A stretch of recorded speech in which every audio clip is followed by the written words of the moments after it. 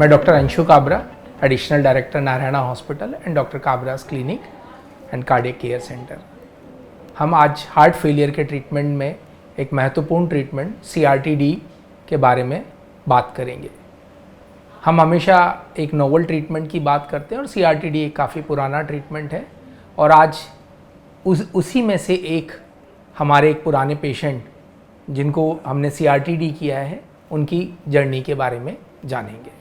मैं 2017 से डॉक्टर साहब की ट्रीटमेंट में थी, जब मुझे बहुत सारे डॉक्टर्स ने पेसमेकर की सजेशन कर दिया था। उसके बाद से अब तक मेडिसिन से चल रहा था। फिर धीरे धीरे मेरा हार्ट पंपिंग कम होने लगा और 30% तक आ गया था। फिर डॉक्टर साहब ने CRT-D के लिए रिकमेंड किया। पहले ऑपरेशन से डर लगता था, लेकिन फिर मजबूरी थी, करवाया था और उससे बहुत अच्छा फील हो रहा है। अभी हार्ट और पंपिंग भी बढ़ गई है और अपने आप में भी अच्छा फील होता है। अभी सांस नहीं फूलती है। पहले हर समय कभी कभी आंखों के आगे अंधेरा आ जाता था, चक्कर आ जाता था, कहीं भी गिर पड़ते थे, कभी भी इधर उधर आने जाने में भी डर लगता था। वो सब चीज़ें अब ठीक हो गई हैं। चक्कर भी नहीं आते, एक नॉर्मल लाइफ अपने आप ठीक से चल रही है। कहीं भी चलने में आने जाने में कोई दिक्कत नहीं होती। ईयर 2017 में फर्स्ट टाइम VT का स्ट्रोक आया। उस समय हम लोगों ने डॉक्टर साहब से कंसल्ट किया एंड अदर कंसल्टेशंस भी ली। तो उस समय हम लोगों को काफ़ी जगह से CRT-D इमीडिएट बेसिस पे लगवाने के लिए बोला गया। हम लोगों ने डॉक्टर साहब से उस समय कंसल्टेशन किया। उन्होंने कहा कि लगना तो है but we can manage it. At that point of time her heart was working at 26 और 27%। हम लोगों ने ट्रीटमेंट में कुछ चेंजेस करे एंड ग्रेजुअली हार्ट ने अपनी इफेक्टिवनेस बढ़ाई और हम लोग 42% तक इम्प्रूव करे। But as ageing was going on और बाकी इम्पैक्ट भी आ रहे थे एज के, तो वो लेटर ऑन स्लो डाउन किया।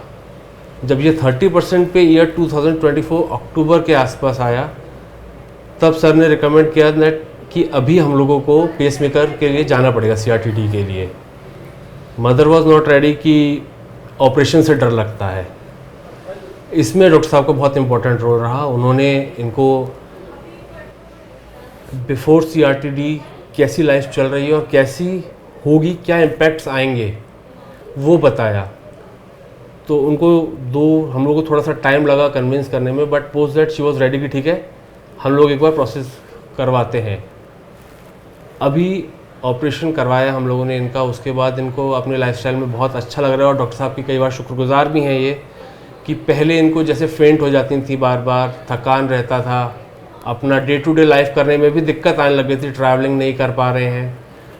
वो सब चेंजेस इनकी लाइफ में आए इस प्रोसेस को कराने के बाद। मतलब प्रोसेस कराने के 2 महीने बाद तो इनको बहुत एक नॉर्मल लाइफ जैसे जी सकते हैं वैसे जी रहे। अपना वॉक करना है या अपना डे टू डे एक्टिविटीज़ सारी करनी है, कर पा रहे हैं, सीढ़ी चढ़ना है या कुछ भी है, कहीं भी इनको अब सांस फूलने जैसी कोई इश्यूज़ नहीं आ रहे हैं।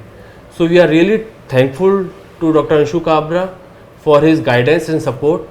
और मतलब मैं ये कहूँगा कि CRT-D से डरने जैसी कोई चीज़ नहीं है, किसी भी प्रोसेस से डरने जैसी कोई चीज़ नहीं है।